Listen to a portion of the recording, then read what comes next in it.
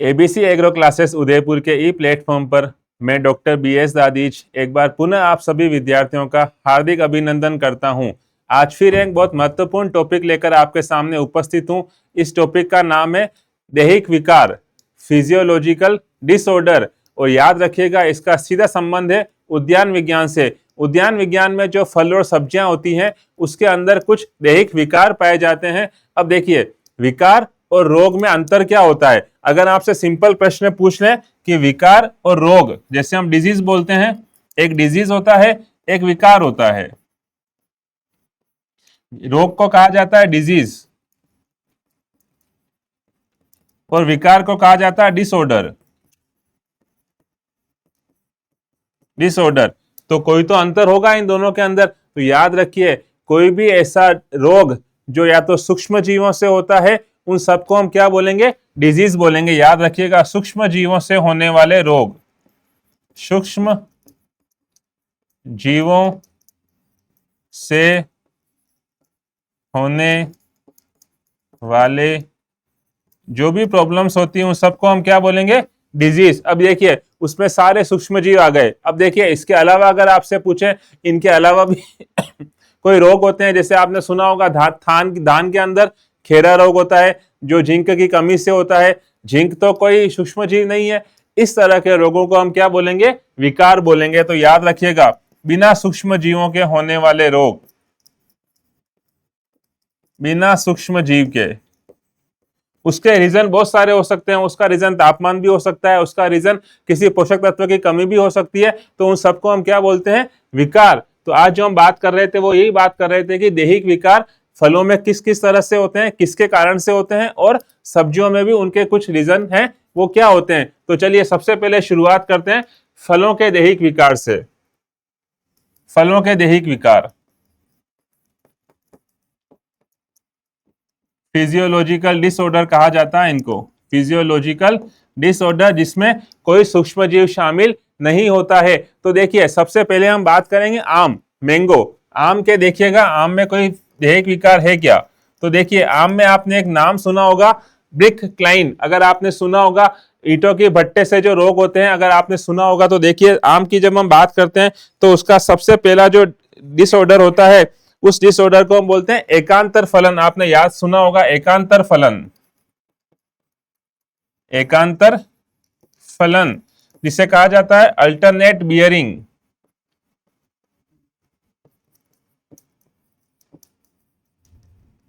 Alternate bearing का मतलब होता है एक साल के अंदर फसल होना, अगले साल वापस फसल नहीं होना। इस तरह को हम क्या बोलते हैं, सॉरी, एकांतर फलन। तो अगर आपसे पूछ रहे हैं कि एकांतर फलन का रीजन क्या हो सकता है, तो उसके रीजन में कुछ कुछ होते हैं, लेकिन आप मेन याद रखिएगा, लिंग अनुपात, सेक्स रेशो। इस कारण से क्या होता है, कभी कभी आम के अंदर एकांतरण फलन की समस्या पाई जाती है। सेम अगर आम के अंदर दूसरी बात करें तो आम में एक नाम सुना होगा आपने, उसका नाम है स्पंजी टिश्यू, स्पंजी ऊतक, स्पंजी टिश्यू।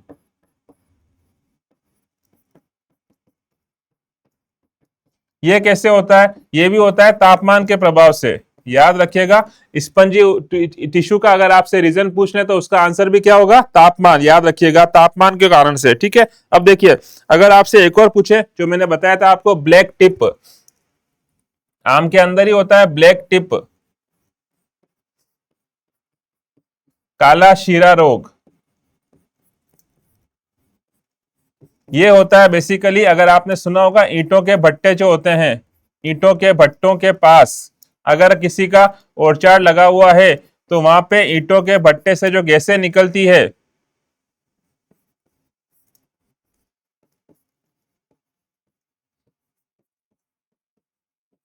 उनके कारण से रोग होता है, जिसे कहा जाता है ब्लैक टिप, या उसे क्या कहा जाता है, काला शीरा रोग। अगर आपसे स्पेसिफिक गैस का नाम पूछ लें तो याद रखिएगा CO, NO2, SO2, इस तरह की गैसें होती है। CO carbon monoxide, NO2, SO2, इन गैसों के कारण से आम के अंदर ब्लैक टिप, या उसे हम क्या बोलते हैं, काला शीरा रोग होता है। अब देखिए इसके अलावा एक और इंपॉर्टेंट डिजीज है जो आप जानते हैं, उसे कहा जाता है आंतरिक नेक्रोसिस। आम के अंदर ही होता है ये आंतरिक नेक्रोसिस, और याद रखिएगा ये होता है बोरोन की कमी से। तो ये आप आंसर याद रखिएगा, बोरोन की कमी से। तो देखिए आम के अगर आपसे दैहिक विकार पूछे तो आपको मुख्य मुख्य दैहिक विकार मैंने बताए, वो आपके सामने लिखे हुए हैं। अब देखिए अमरूद में एक इंपॉर्टेंट रोग होता है, अमरूद में और आंवला में। देखिएगा अमरूद और आंवला, अमरूद और एक दैहिक विकार होता है जो होता है आंवला के अंदर। अमरूद में एक विकार होता है जिसे कहते हैं ब्रोंचिंग, और आंवले में होता है नेक्रोसिस। सेम प्रश्न बनता है कि अमरूद में ब्रोंचिंग किसकी कमी से होती है और आंवले में नेक्रोसिस किसकी कमी से होती है। तो इनके आंसर बिल्कुल सिंपल है। ब्रोंचिंग आप जानते हैं किसकी कमी से होता है, जिंक की कमी से होता है। तो याद रखिएगा, अगर आपसे कभी पूछ लें कि अमरूद में ब्रोंचिंग का रीजन क्या है, तो उसका आंसर क्या हो जाएगा, जिंक की कमी। और यही अगर आपको आंवले में नेक्रोसिस का पूछे तो वो तो सेम है, आपको आंसर बताया था अभी, बोरोन। बोरोन की कमी से आंवले में नेक्रोसिस नामक रोग होता है। अब देखिए इसके आगे हम शुरुआत करते हैं, आगे देखते हैं अंगूर। अंगूर में कुछ महत्वपूर्ण रोग होते, दैहिक विकार होते हैं, उनकी बात करते हैं। अंगूर सबसे पहला आपने नाम सुना होगा हैन एंड चिकन रोग, हैन एंड चिकन। अगर आपने विकार सुना होगा हैन एंड चिकन विकार, हैन एंड चिकन विकार अगर आपसे पूछे कि ये किसकी कमी से होता है, तो याद रखिएगा ये होता है बोरोन की कमी से। किसकी कमी से होता है, बोरोन की कमी से, याद रखिएगा बोरोन।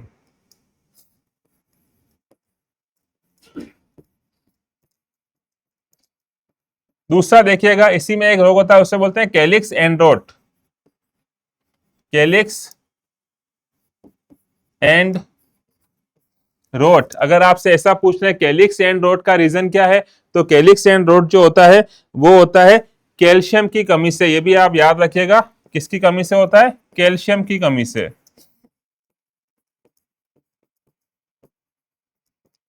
तो देखिए अंगूर के मैंने आपको दो विकार बताए, एक बताया आपको हैन एंड चिकन रोट और दूसरा बताया मैंने आपको कैलिक्स एंड रोट। ये दोनों होते हैं किस किस की कमी से, एक बोरोन और एक कैल्शियम की कमी से। अब देखिए आगे अगर हम बात करें केला, केले में क्या होता है, केला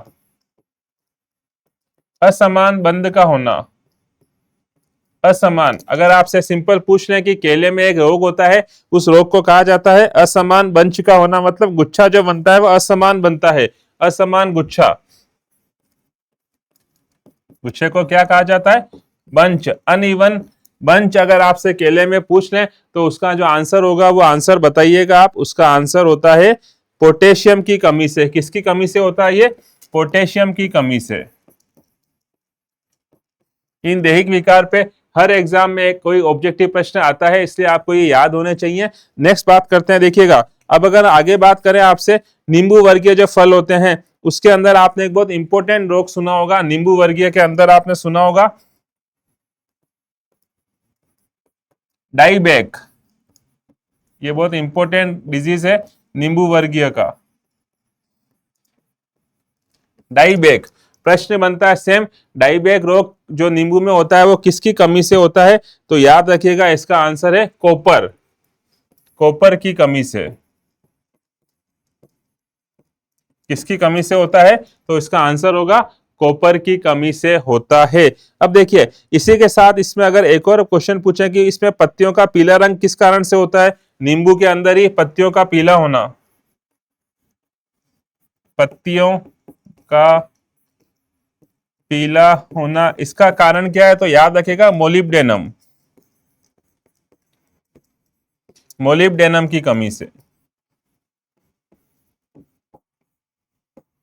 मोलिब्डेनम की कमी से इसके अंदर रोग होता है जिसे कहा जाता है मोलिब्डेनम। अब देखिए सेम अगर आपसे ऐसा कभी पूछ लें अनार में क्रैकिंग होती है, अनार में फलों का फटना, ये बहुत इंपॉर्टेंट क्वेश्चन है, अनार में फलों का फटना, अनार में फ्रूट क्रैकिंग,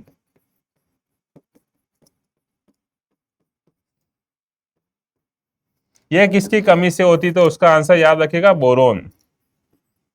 बोरोन की कमी से अनार के अंदर क्या होता है, फ्रूट क्रैकिंग हो जाती है। ये भी आप याद रखिएगा, अनार के अंदर फलों का जो फटना होता है वो बोरोन की कमी से होता है। और अगर आपसे पूछ लें तो याद रखिएगा सबसे पहले ये मृग बहार में समस्या ज्यादा होती है। मृग बहार, जो अमरूद की 3 बहार होती है, अम्बे बहार, मृग बहार और हस्त बहार, उसमें से सबसे ज्यादा किसके अंदर होता है, ये मृग बहार के अंदर पाया जाता है। देखिए ये हमने कुछ बात करी किसके बारे में, फलों के दैहिक विकार के बारे में। अब हम बात करते हैं सब्जियों के दैहिक विकार।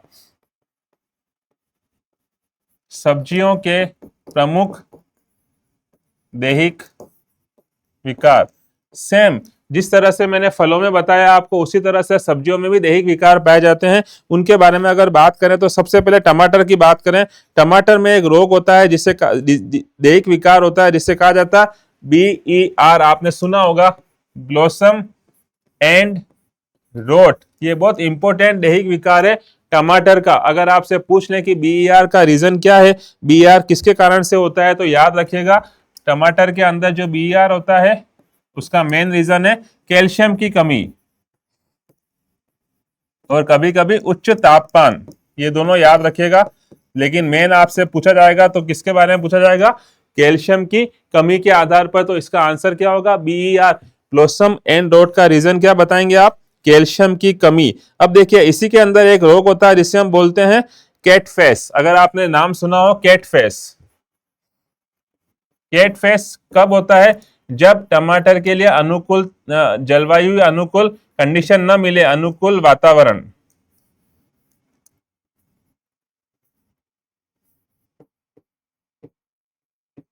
अनुकूल वातावरण की अनुपस्थिति,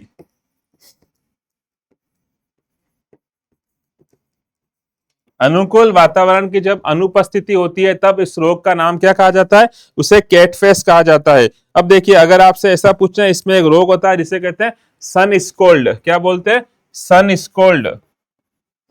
सन स्कोल्ड ये होता है उच्च तापमान, और तापमान भी अगर आपसे पूछें तो 40 डिग्री सेंटीग्रेड से अधिक तापमान। याद रखिएगा 40 डिग्री सेंटीग्रेड से अधिक तापमान होने पर टमाटर के अंदर एक रोग होता है जिसे कहा जाता है सन स्कोल्ड डिजीज। अब देखिए आगे हम बात करें, अगर आपसे सिंपल पूछें आलू के अंदर, आलू के अंदर आपने सुना होगा होलो स्टेम। आलू के अंदर एक इंपॉर्टेंट रोग होता है जिसे कहा जाता है खोखला तना, होलो स्टेम, होलो स्टेम। अगर कभी आपसे पूछ लें कि आलू के अंदर होलो स्टेम का मेन रीजन क्या होगा, तो याद रखिएगा आलू में होलो स्टेम का मेन रीजन होता है, वो होता है नाइट्रोजन की अधिकता। देखिए अभी तक आपने जो रोग पढ़े उसमें कमी की बात कर रही थी, यहाँ पे हम क्या बात कर रहे हैं, नाइट्रोजन की अधिकता। एक्सिस अमाउंट अगर नाइट्रोजन का हो जाता है तो उसका तना जो होता है वो खोखला रह जाता है, इसीलिए इस डिजीज को क्या नाम दिया गया, होलो स्टेम। अब देखिए इसके अलावा आलू में एक इंपॉर्टेंट रोग होता है जो कहा जाता है ब्लैक हर्ट। ब्लैक हर्ट, काला धब्बा, याद रखा ब्लैक हर्ट अगर आपने सुना होगा, काला काला धब्बा जैसा। ये क्या होता है, जब हम आलू का स्टोरन करते हैं, इस भंडारण करते हैं, तो आलू के भंडारण करते समय उसके अंदर ऑक्सीजन की कमी हो जाती है, भंडारण में ऑक्सीजन की कमी।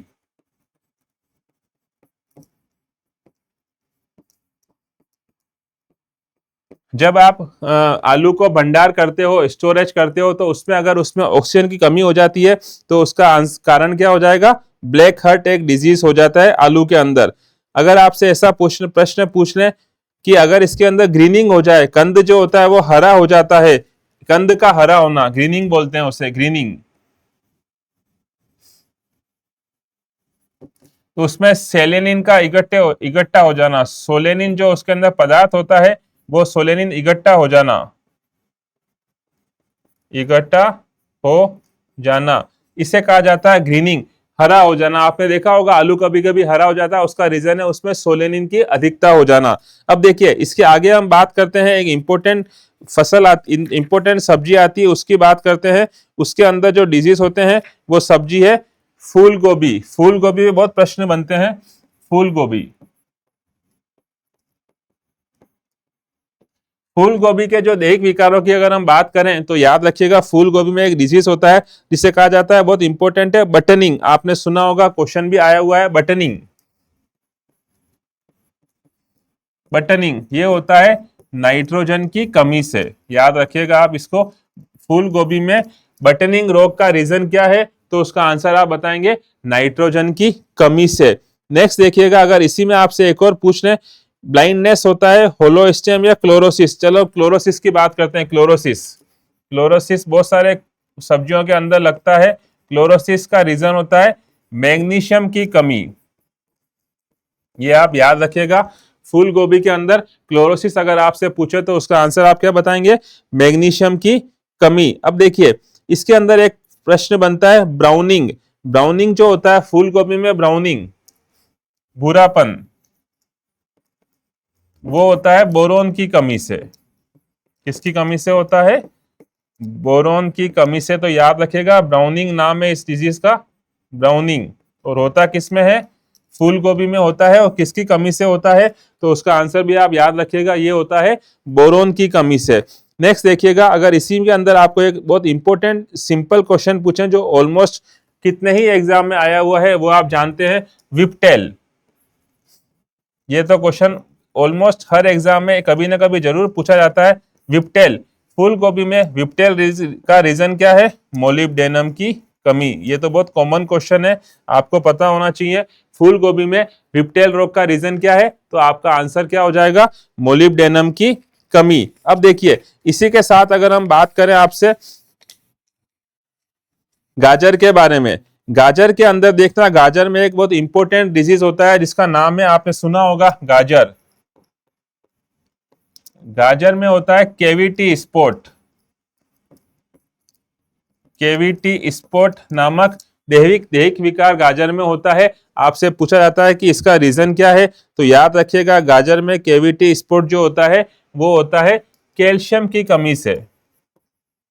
कैल्शियम की कमी से गाजर के अंदर केविटी स्पॉट नामक जो रोग होता है वो होता है कैल्शियम की कमी से। अब देखिए, गाजर में क्या होता है, गाजर में अगर आपसे कभी पूछ रहे, फोर्किंग एक रोग होता है। फोर्किंग वो होता है कठोर मृदा परत के कारण, फोर्किंग। उसका रीजन है कठोर सोयल सरफेस, मृदा परत के कारण। जो मृदा की लेयर होती है वो बहुत कठोर होती है, उस कारण से एक रोग होता है, उसे कहा जाता है फोर्किंग। क्या कहा जाता है उसे, फोर्किंग कहा जाता है। तो ये भी आपको याद होना चाहिए। अब देखिए, प्याज के अंदर हम बात करें तो प्याज में एक रोग होता है जिसे बोलते हैं बोल्टिंग। याद रखिएगा, प्याज के अंदर एक रोग होता है जिसे कहा जाता है बोल्टिंग। इसका क्या रीजन है, ये तो बहुत सारे एग्जाम में पूछा गया, प्याज में बोल्टिंग का रीजन क्या होता है, तो याद रखिएगा, प्याज में बोल्टिंग का रीजन है तापमान।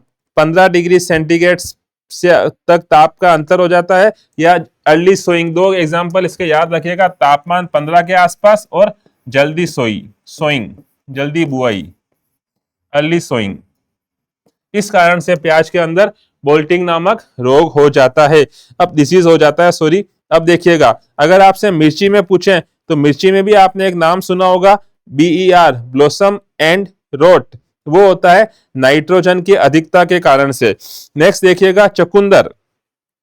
चुकंदर में एक रोग होता है जिसे हम बोलते हैं आंतरिक भूरा धब्बा। चुकंदर के अंदर एक रोग होता है, चुकंदर आंतरिक भूरा धब्बा, इंटरनल ब्राउनिंग जिसको कहा जाता है। क्या कहा जाता है, आंतरिक भूरा धब्बा। इसका जो रीजन होता है वो रीजन होता है बोरोन की कमी। याद रखिएगा, किसकी कमी,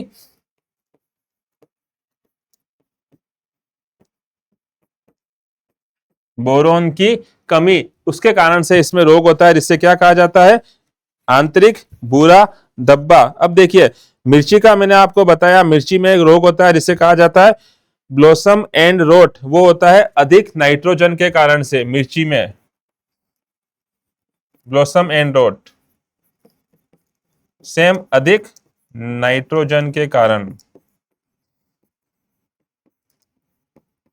तो इस तरह से आपको अगर पूछे तो याद रखिएगा, आज हमने जो चर्चा करी वो हमने चर्चा करी थी किसके बारे में, फलों और सब्जियों के अंदर होने वाले दैहिक विकार के ऊपर। इन सारे क्वेश्चंस के ऊपर जो हमने आज कवर किया, उसमें से आपके किसी भी कॉम्पिटिटिव एग्जाम को ले लीजिए, चाहे वो जेट हो, सीयूटी हो या 11-12 में ऑब्जेक्टिव प्रश्न के हिसाब से प्रश्न बनता ही बनता है। तो ये बहुत महत्वपूर्ण क्लास थी। उम्मीद करता हूं कि आपको सब समझ में आया होगा। चलिए आगे की बात हम बाद में करेंगे। जुड़े रहिएगा आपके अपने एबीसी एग्रो क्लासेस उदयपुर परिवार के साथ। बहुत बहुत धन्यवाद आप सभी का।